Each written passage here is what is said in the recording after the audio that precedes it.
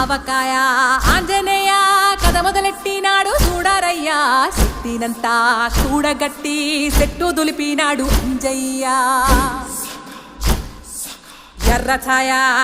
ఛాయ కోతి అవతార వెంటమాయ కత్తి సేత పట్టకుండా కాయ కోసినాడు కపిలయ్య